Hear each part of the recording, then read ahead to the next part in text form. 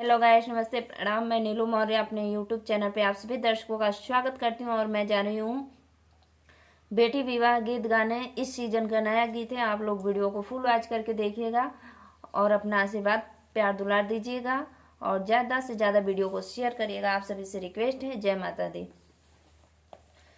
झझरे माड़ौआ जिन छावाया मोरे पापा हो, गोरी बदना मोर जाय।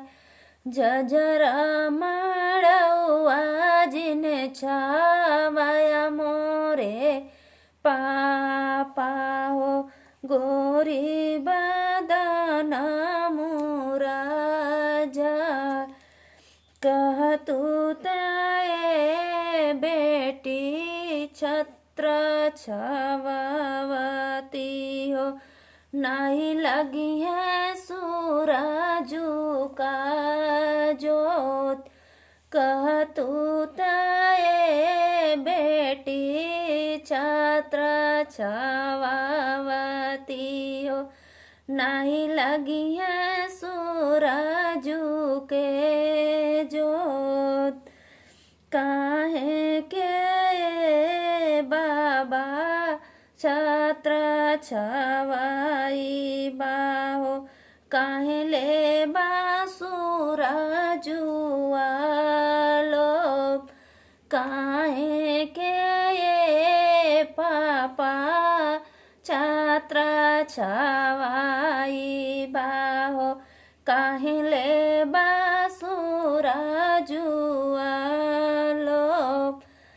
आजू की रतियाए पापा तोरे महलिया हो, बिहने सुंदर बर के साथ। आजू की रतियाए पापा तोरे महलिया हो, बिहने सुंदर बर के साथ।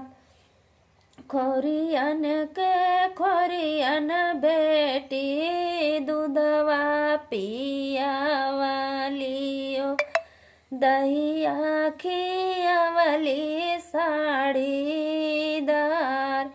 एक के ने किया ना मनलू ए बेटी, चललो सुंदर बर के साथ। एक के ने किया ना मनलू ए बेटी, चले लो सुंदर बर के साथ। कोरवा से भूइया ना उतरली बेटी, बेटा से अधिक दुलार। गोदिया से भुइया ना उतरली बेटी हो, बेटा से अधिक दुलार। एक के लाजिया ना रखलू ए बेटी, चले लो सुंदर बर के